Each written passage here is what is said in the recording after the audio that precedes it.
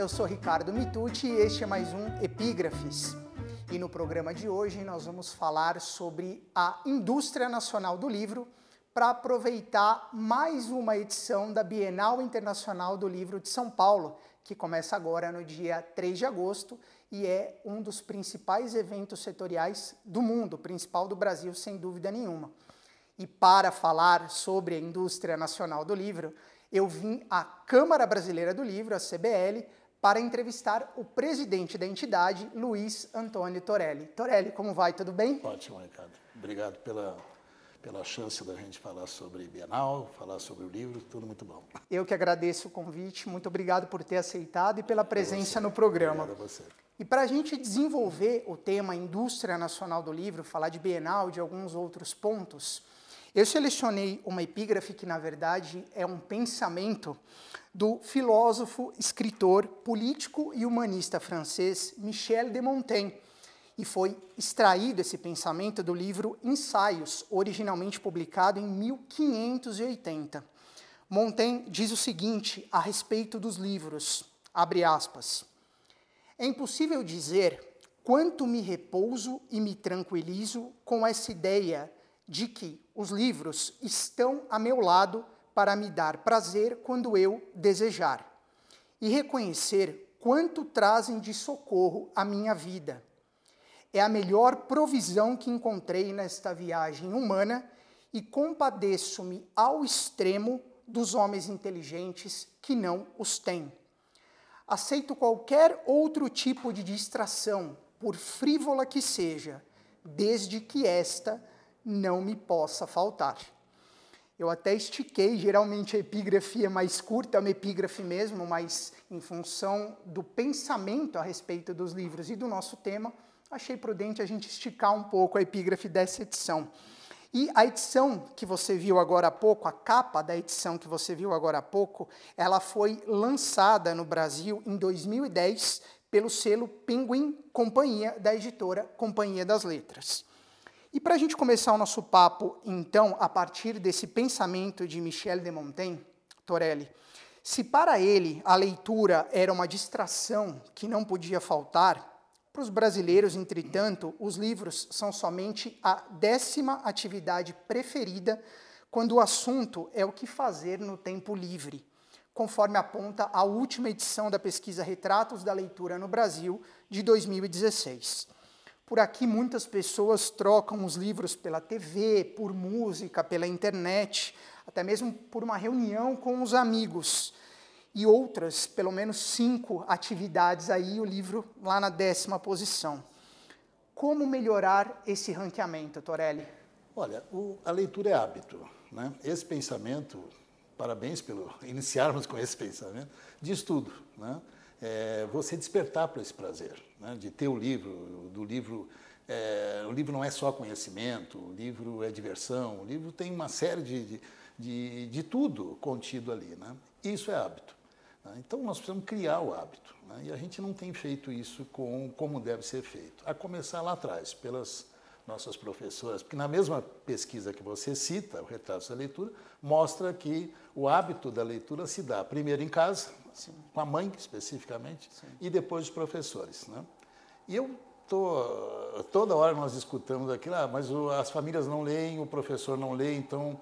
E é uma realidade, né? Agora nós precisamos passar disso, né, cara? Não precisa... não pode ficar só na teoria e só nos dados, a gente precisa ser mais objetivo e atacar isso de uma forma mais objetiva, né? Claro. Então, na CBL, o que a gente pode fazer, né? A gente não tem condições de melhorar lá na faculdade para esses professores, formar esses professores, mas nós podemos sim indicar para esse professor como ele deve proceder em sala de aula para criar esse ambiente, né, favorável para para os seus alunos se interessem pelo livro e pela leitura, né? Uhum. Isso por 2 motivos. Primeiro, porque ele afirma que não lê, então não adianta a gente ficar batendo nessa tecla, né? E também pelo fato de que, às vezes, também a escola, erroneamente, provoca uma situação em sala de aula, achando que que vai fazer realmente aquela criança ler, e no fim, por uma série, o efeito ao contrário. Então, esse guia ele tem um propósito, ele está quase pronto, nós vamos lançar na Bienal, estou te dando isso em primeira mão. Ótimo, nós vamos lançar na Bienal do Livro de São Paulo, agora em agosto, um guia voltado para esse professor. Né? Voltado, inclusive, para a família, mas com foco muito nesse professor. Ok, vamos admitir que você não lê porque você não gosta de ler, porque a pesquisa mostra que 30% dos professores confirmaram que não leem. Né?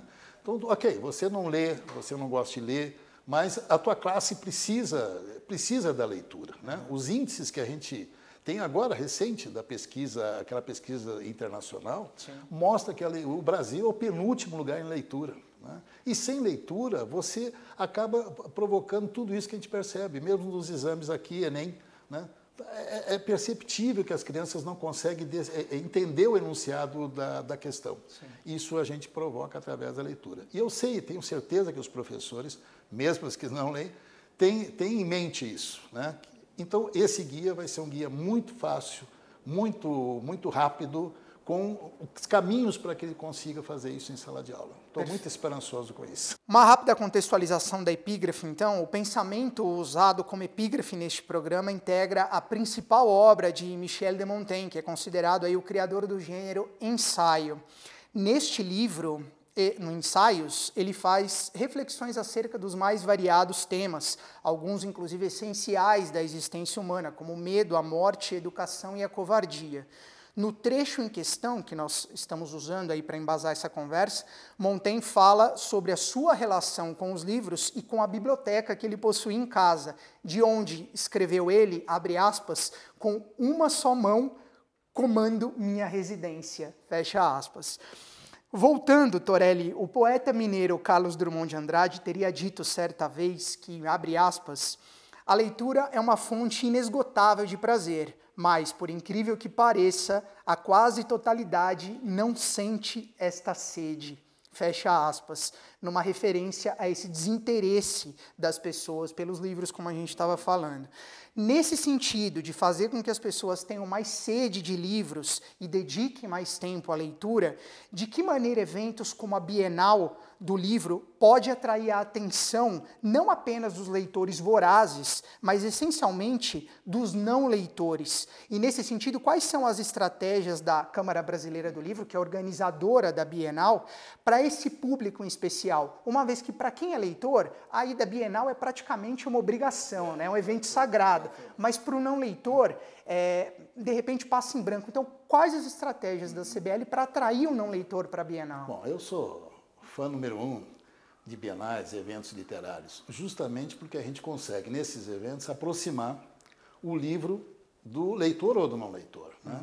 Do autor, a gente tem muitos depoimentos de autores famosos, como Pedro Bandeira, uma vez, que ficou emocionado das pessoas conhecerem os livros dele, porque o autor ele é muito sozinho, né? Às vezes ele demora anos para escrever um livro e ele nem tem ideia de quem leu, como que isso se deu. Quando ele vai para um evento desse, ele tem esse prazer das pessoas reconhecerem, das pessoas pesquisarem, comentarem sobre os personagens. Eu, por exemplo, tenho um vício, né? Quando eu leio um livro, eu sempre fico idealizando o personagem e tenho essa curiosidade. Como é que ele desenvolveu isso? Né? Como é que ele pegou esse nome e tal? Sim. E eu sempre, quando tenho a oportunidade de estar com o autor, eu faço isso. E a gente percebe isso na Bienal, né?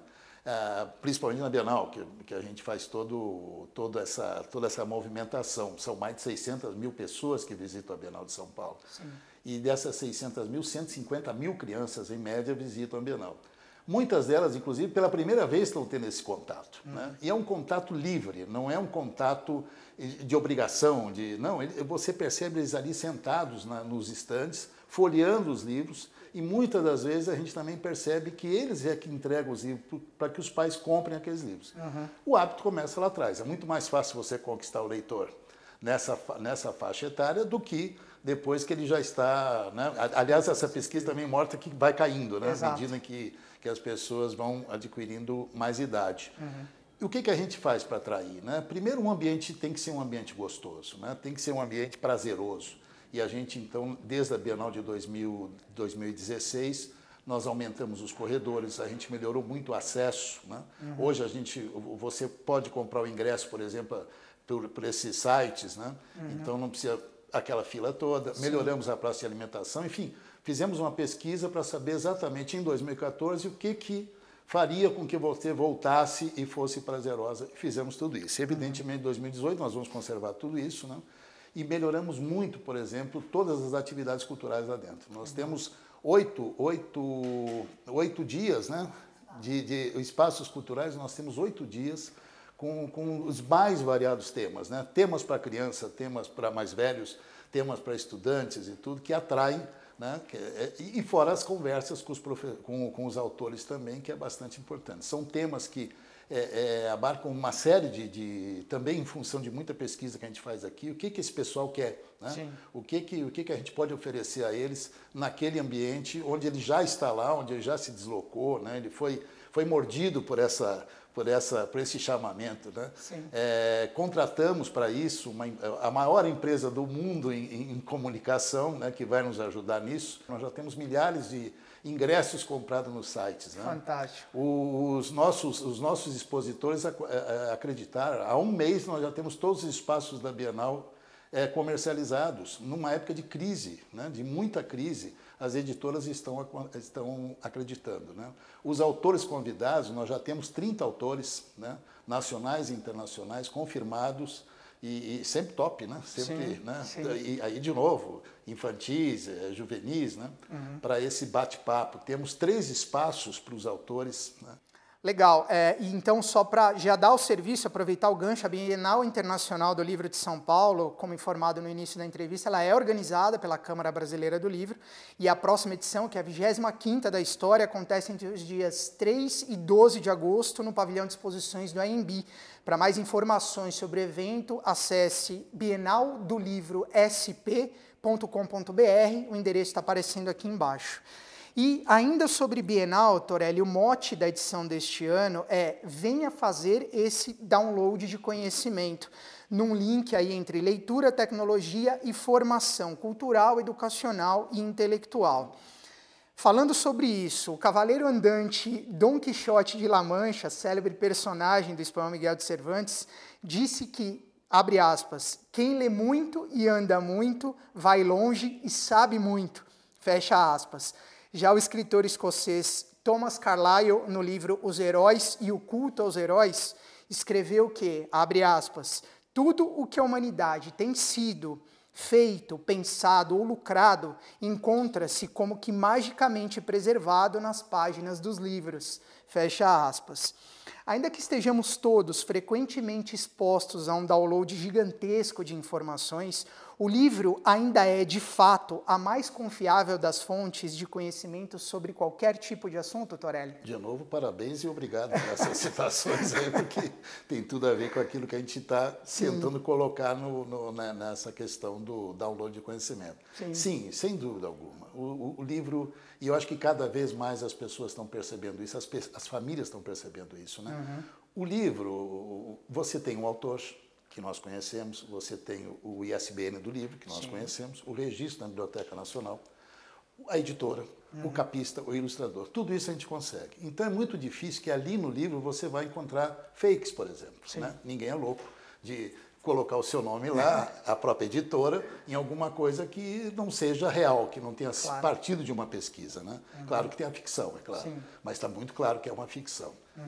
Essas outras coisas que você citou, tudo isso, eu sou fãzoca da internet, mas as pessoas já perceberam que não podem confiar cegamente nisso, né? Se você quer alguma coisa com confiança, onde é que você vai encontrar? No livro, né?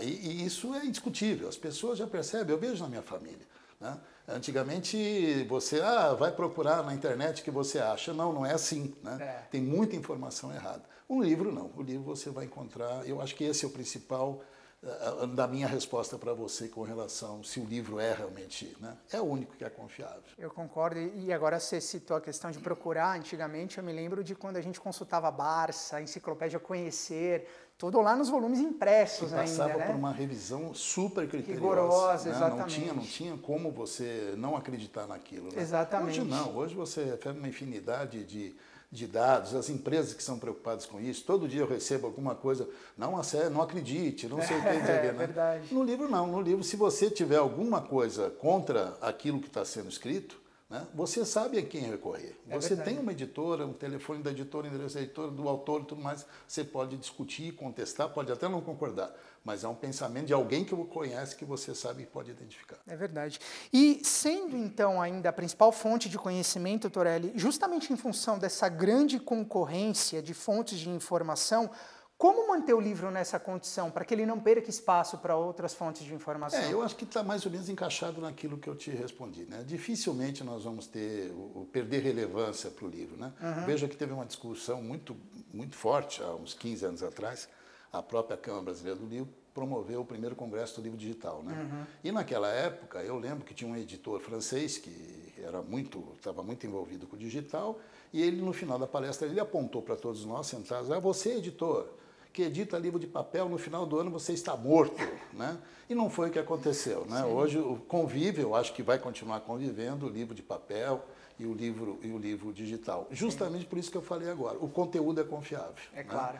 Então não se pode imaginar alguma coisa hoje, pelo menos eu não consigo visualizar, que substitua esse conteúdo confiável. Perfeito. Só para pegar o gancho do Torelli, livro digital é a pauta do próximo programa, também para pegar ainda a temporada de Bienal, a gente vai falar sobre livro digital no próximo programa. Voltando então, Torelli, um outro evento relevante organizado pela CBL é o Jabuti, que é o mais importante prêmio literário do mercado brasileiro e que neste ano de 2018 chega à sua 60ª edição, com evento em novembro. A despeito desse reconhecimento, há quem diga ou acredite que os prêmios literários, inclusive o Jabuti, são muito mais políticos do que técnicos, ou seja, que privilegiam determinados protagonistas da indústria em detrimento à questão da igualdade de condições na avaliação dos trabalhos inscritos e até mesmo nas próprias condições de viabilização dessas inscrições. Na sua opinião, por que essa crítica ainda persiste e como a CBL tem trabalhado para desconstruí-la, Torelli?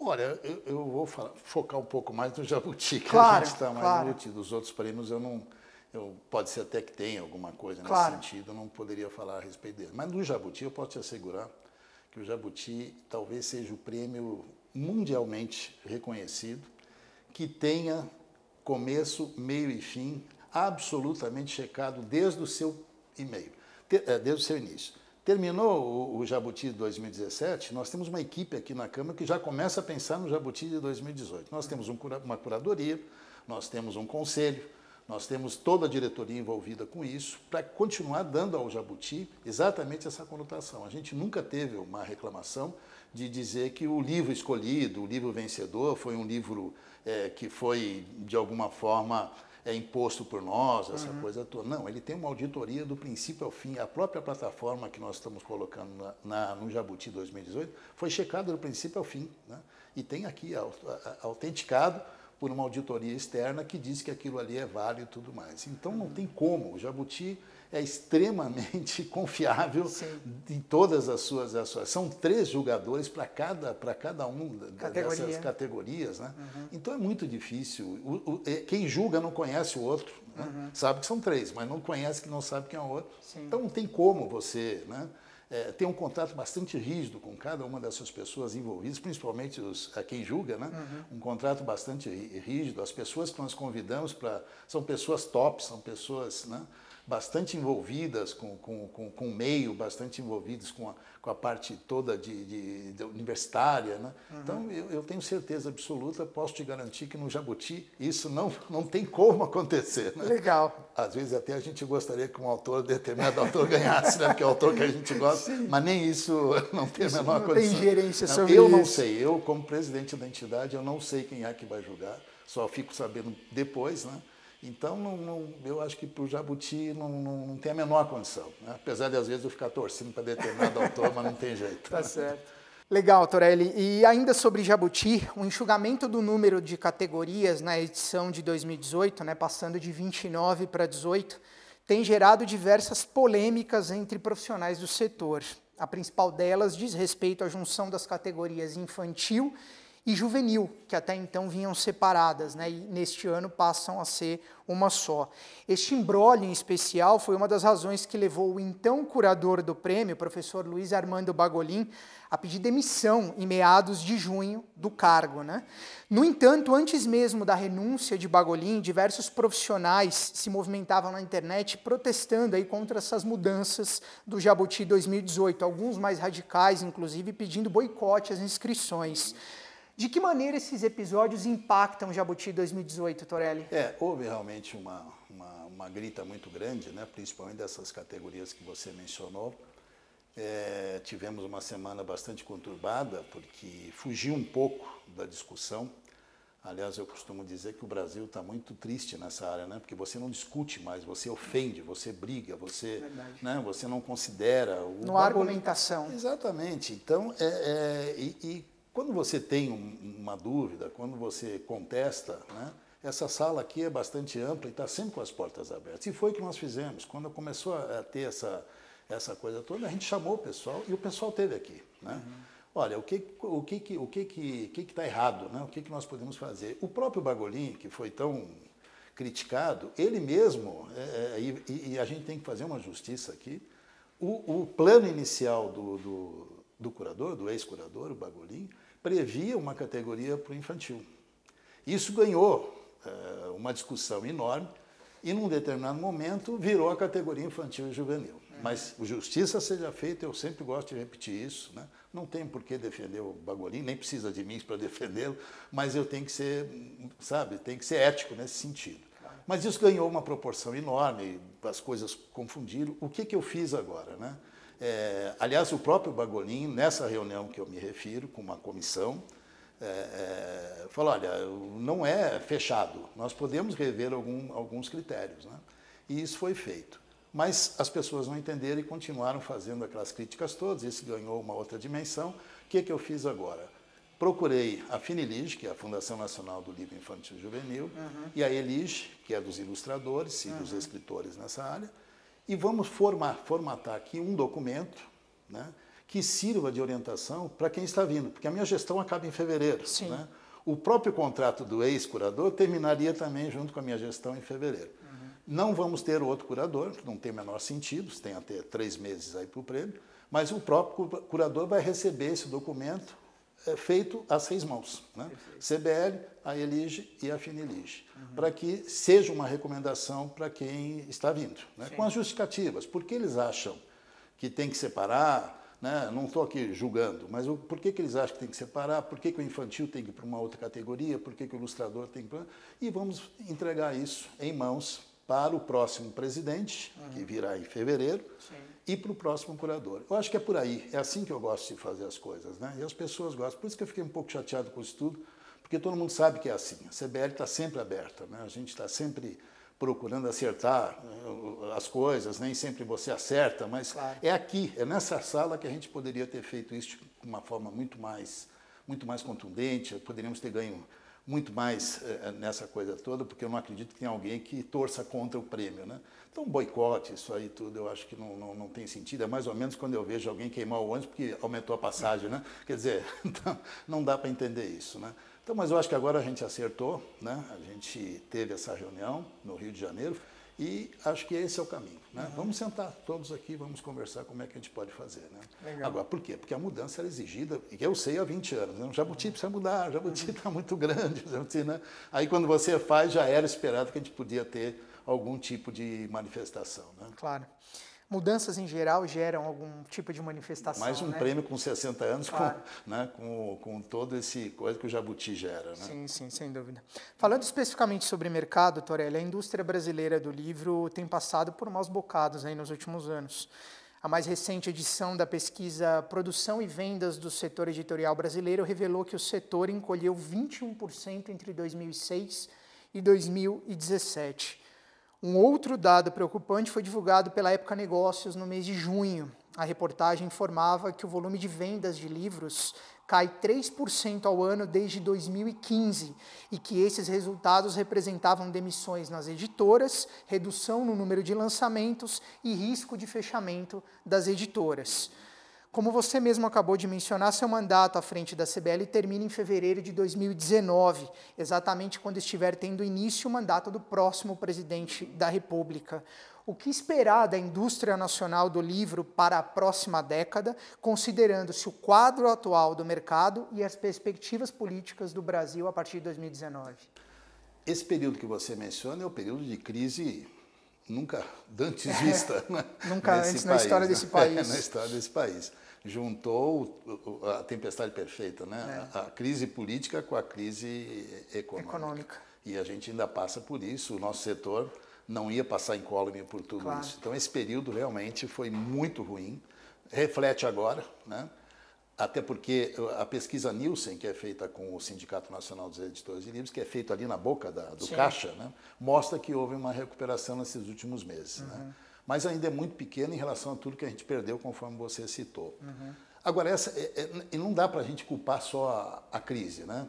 Eu acho que a gente também tem que fazer a nossa lição de casa enquanto indústria. A gente inventa algumas coisas e todo mundo segue aquilo como sendo uma verdade e temos que resolver os nossos problemas. Né? Nossa indústria trabalha com consignação. Né? Consignação, eu não sou contra a consignação, mas ela tem que ser moralizada. Não é possível que você entregue um livro numa livraria e aquilo ali fica, sabe? Não tem uma profissionalização nisso. Gera problema para a editora, gera problema para a gráfica, para o papeleiro, enfim, a cadeia toda sofre com isso. Né? E isso há muito tempo que vem acontecendo e a gente fica, né, empurrando isso para depois. Nós precisamos tocar nesse assunto. Então, eu acho que eu tentei muito aqui durante esse período todo, estou em 2 gestões, e eu não consegui muito sucesso, porque fica sempre essa coisa de que, não, mas não pode tirar a consignação, mas ninguém está propondo isso. Né? A guerra de preço é uma coisa horrorosa. Que atividade que resiste a uma coisa dessas que acontece conosco? O livro é lançado hoje, amanhã você vai ver o livro já está ofertando, às vezes, 30%, 40%. Não tem indústria que resista a uma coisa dessa. Isso é uma grande bobagem, isso não pode perdurar. A falta de profissionais no ponto de venda, né? Isso acontece comigo, eu tenho uma pequena editora, eu chego na livraria, ele não sabe, não tem noção do que é aquilo, se aquilo é infantil, se é juvenil, não sabe onde é que está localizado. Isso é um absurdo, nenhum comércio vive dessa forma. Né? E aí começa essa coisa, né, de querer competir. Né? Não, é muito simples, as livrarias precisam entender que não é a pequena livraria, e que nós precisamos muito, porque o Brasil tem pouquíssimas livrarias, né, com uma alta concentração no eixo Rio-São Paulo, as pequenas livrarias precisam se especializar. Não adianta querer competir com grandes superfícies, né? com internet, não adianta, é bobagem. Agora, se você se especializa, e nesse sentido é uma outra coisa que a gente está fazendo, que vai entregar também na Bienal, que é um guia para quem quiser empreender em ter uma livraria. Né? Não uma mega livraria, mas uma livraria. Nós estamos dando ali todo o beabá, como é que você monta essa livraria, uma livraria de rua, por exemplo, né? Num bairro, no seu bairro, né? Porque eu observei isso, agora nessa crise toda, que muita gente foi mandada embora do emprego, então você vê um monte de negocinhos que foram abertos, principalmente cabeleireiro, né? Nenhuma livraria abriu, muito pelo contrário, fechou. Né? Por quê? Porque não tinha informação. Aí eu fiquei sabendo que aqui na CBL as pessoas ligam para cá. Olha, eu queria fazer como é que eu pego os dados? A CBL não tinha nada, mandava para a ANL, que é a Associação das A ANL mandava para a CBL. Então, não saía do lugar. Não saía disso. Então, não dá para a gente reclamar, ninguém abre livraria. Sim, mas vocês estão me pedindo para... Né? Claro. Então, a gente está fazendo esse guia, vai entregar também na Bienal. Legal, acho que vai ser uma outra também primeira mão. Legal, agradeço o privilégio. Falando sobre a participação do Brasil no mercado internacional, Torelli, quais são as principais ações do Brazilian Publishers, que é um projeto da CBL com a Agência Brasileira de Promoção de Exportações e Investimentos, a Apex Brasil, que o seu sucessor deve herdar aqui na Câmara? Esse é um projeto super vitorioso, né? Um projeto com a Apex, onde a gente consegue levar nossa produção e nossos autores para as principais feiras do mundo, por enquanto, Guadalajara, Bolonha e Frankfurt. Né? A gente já está aí tateando outras feiras internacionais. Isso é muito bom, porque o Brasil era conhecido como comprador de direitos. Né? E o que a gente está querendo fazer com esse projeto brasileiro é inverter um pouco essa curva, ou seja, vamos levar a nossa produção, exportar a produção, exportar para outra. E já temos aí um sucesso, já tem inclusive um resultado financeiro bastante expressivo para quem não tinha nada, né? Legal. Então, e a gente percebe lá fora o quanto nossos autores são bem vistos, né? Quanto os nossos livros, quanto a nossa literatura, mesmo a infantil e todas as outras, ficção e não ficção, são bem aceitos lá fora. Estamos sendo prestigiados lá fora. Legal. Então, bacana. isso é um projeto vitorioso que eu acredito que deva continuar, e a gente já está pensando em outras feiras, né, em outros que a gente possa levar o stand, porque viu que isso é vitorioso. Tanto que a Apex renovou o contrato Sim. agora também, visualizando isso como uma questão também de divisa para o próprio país. Né? Claro. Então é muito bom mesmo. Perfeito. A propósito da sua gestão, ainda que tenha aí 6, 7 meses de mandato até a próxima eleição, você ocupa a presidência da Câmara Brasileira do Livro desde 2015. Apesar desse cenário mercadológico adverso sobre o qual a gente está falando, quais são os principais avanços e as conquistas que você julga ter obtido à frente da entidade e, da mesma maneira, quais têm sido as principais dificuldades, Torelli? Olha, a gente conseguiu mesmo, diante dessa crise monumental que a gente comenta, a gente conseguiu avançar bastante coisa. Tem algumas coisas que eu vou destacar, claro. Mas, por exemplo, nós temos um projeto aqui que é a plataforma onde a gente consegue colocar toda a nossa produção literária de uma forma ordenada. Né? São mais de 150 metadados que as editoras preenchem, né? E isso a gente dá uma visibilidade muito grande para que as livrarias se integrem com as editoras com as livrarias e os próprios autores. Sim. Né? Chama-se MetaBooks. É uma joint venture que a Câmara Brasileira do Livro fez com uma empresa alemã, coligada à Feira do Livro de Frankfurt, que já tem esse software, já tem essa tecnologia já há bastante tempo. Fizemos essa joint venture, evidentemente adaptamos para a nossa situação, né? Claro. Mas ela já está em funcionamento, nós já temos mais de 85 mil livros nessa plataforma. Né? E isso é um grande avanço. Né? Uma pesquisa lá na Alemanha mostra que depois que os livros entraram nessas plataformas lá na Alemanha, você chega a ter um resultado de 100% em cima das vendas. Por quê? Porque ele está ordenado. Sim, né? sim. Então, hoje, para você ter uma ideia, as grandes livrarias, quando recebem esses livros das editoras, elas recebem lá o que seriam os metadados, sim, né? A sim. capa do livro, um histórico do autor, essa coisa toda, e chega a demorar até 20 dias para a livraria conseguir colocar esse livro no ponto de venda, né? Na prateleira, porque ela tem que adequar toda essa informação que ela recebe, às vezes por Word, por Excel, por uma série de coisas, para o dele. A MetaBooks vai solucionar isso. Então, eu tenho prova, porque eu fiz isso, coloquei meu livro, no dia seguinte eu estava em todas as livrarias integradas ao sistema. Então, esse é um projeto muito interessante. A própria, que a gente falou agora, também do Brazilian Publishing, que a gente deve crescer para o pós, pelos contratos que já estão em desenvolvimento, as feiras de livro que a gente apoia, né, também foi um bom resultado que nós tivemos aqui. Nós temos a Escola do Livro, que a gente tinha uma reclamação, eu estou em Recife, como é que eu vou para São Paulo, é caro. Então, hoje a gente já tem um sistema online, né?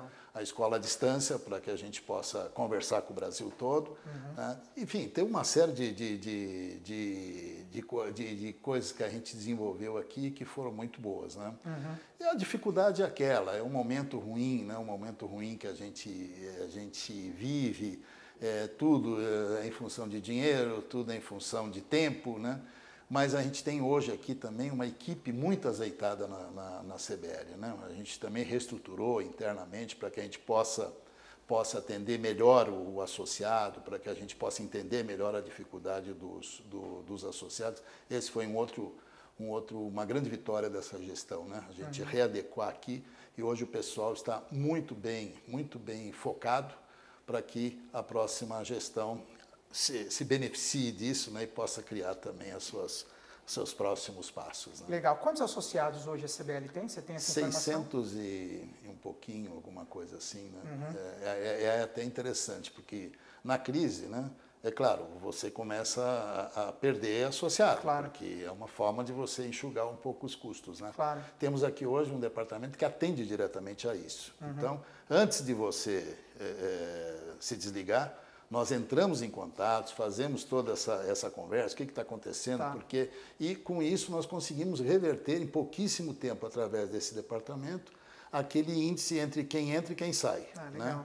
E isso hoje é positivo. Nós já temos mais entradas do que saídas, mesmo durante apesar essa do crise. momento. Apesar Bacana. do momento. Isso é um resultado muito importante. Muito importante. Para a gente fechar, Torelli, em sua primeira ode ao livro, o poeta chileno Pablo Neruda escreveu, abre aspas, livro, quando te fecho, abro a vida, fecha aspas. Depois de quase 4 décadas de atuação no mercado editorial, que vida você espera abrir ao fechar o livro da sua gestão presidencial aqui na Câmara Brasileira do Livro? Eu acho que fechar o livro não tem jeito. Eu posso virar a página, mas virar o livro não. Eu tenho muito amor por isso, tudo que eu faço. É o meu meio de vida, é claro, mas eu faço isso com muito amor. Eu adoro o livro, adoro o que eu faço, adoro ter esse contato com o autor, adoro ter o contato com o leitor, adoro visitar a livraria, ler, evidentemente, e eu tenho na minha vida toda, 2 empregos, né? Na minha área, quando me formei, era de engenharia, sim, e logo depois, por questões familiares, eu acabei vindo para a área do livro e não saí mais, né? E não tenho aquela coisa das pessoas, perspectiva de se aposentar, né? Não, eu nunca pensei nisso, não consigo me imaginar fora desse meio, fora respirar essa coisa toda de livro, leitura, literatura e tudo mais. Então, acho que vou continuar, né? Vou continuar inventando, vou continuar me reinventando, mas não saio disso não tem jeito. Fechar o livro não, mas virar a página. Virar a página, tá exatamente. Certo, perfeito. Já que estamos falando disso, eu quero aproveitar então para te entregar o meu mais recente livro. Beleza, parabéns. Meu romance Órfãos de São Paulo, que foi lançado... O bom de estar aqui na Câmara é que eu ganho o livro. Muito bom, muito bom. Eu diria que eu sonho ocupar seu lugar, então, porque eu adoraria ganhar esse presente. Muito bom, muito bom. É o presente que a gente mais gosta de ganhar, Você né? sabe que eu tenho uma netinha que adora ler, né? E às vezes eu vou buscar ela na escola e eu sempre levo um livro, né? Eu ganho e tudo mais. Aí quando eu ganho o livro infantil, faz o autógrafo para minha netinha, né? E aí outro dia eu cheguei lá na escola, minha filha me ligou, eu já estava a caminho e não deu para pegar o livro. Quando eu cheguei lá, cadeirinha, que negócio, vovô, e meu livro de hoje? Eu falei, não trouxe hoje porque o vovô estava fora da casa. Ai, que pena, eu adoro livros. Então aquilo para mim... Que bom, isso é um presente. Isso eu tenho que gravar e jogar na internet. Muito obrigado, hein? Espero que você goste. Foi lançado em 2017, final de 2017. Muito bom. Um romance que fala aí sobre questões relacionadas à orfandade, à solidão, a escolhas de vida. Espero que você goste. É o primeiro? É meu primeiro romance. É meu segundo livro solo, mas é meu primeiro romance. Que beleza. O anterior é o Histórias Quase Verídicas. Já está no circuito, não? Está no circuito, está no circuito. Muito bom. Está no circuito. Lançado pela consultora editorial Publicações, do Paulo Tedesco, que é colunista até do Publish News, lá no capa Sul. Bonita. Bonita, né? Você sabe Foto que de Renata na pesquisa Guiar. também mostra, né, que o livro ele se conquista o leitor primeiro pela capa. Sim, né? sem dúvida. Depois a 4ª capa. Eu vou ler. Espero que você goste. Torelli, muito obrigado pela entrevista, por ter me recebido na CBL. Adorei as citações, que você bom. Estava muito inspirado. Que bom. A inspiração dos nossos autores. Muito obrigado mais uma vez, parabéns pelo trabalho, que tenhamos uma ótima Bienal aí pela frente.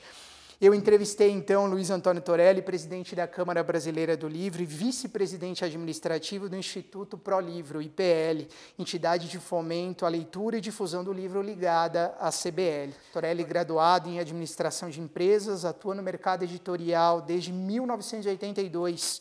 Foi presidente da Associação Brasileira de Difusão do Livro, a BDL, membro do Conselho Nacional de Políticas Culturais, CNPC, e da Comissão Nacional de Incentivo à Cultura, CENIC, órgãos do Ministério da Cultura na área de livro, leitura e literatura. Desde 2003, ocupa o cargo de diretor-geral da Trilha Educacional Editora. Se para você esse papo foi tão bom quanto foi para mim, então eu peço que você curta e compartilhe o link dessa entrevista. Aproveite para se inscrever no meu canal no YouTube, ative o sininho e a cada vídeo novo você vai ser avisado. Não deixe também de acompanhar o meu trabalho nas mídias sociais, seguindo o meu Facebook, a minha fanpage, o meu Twitter e os posts no Instagram.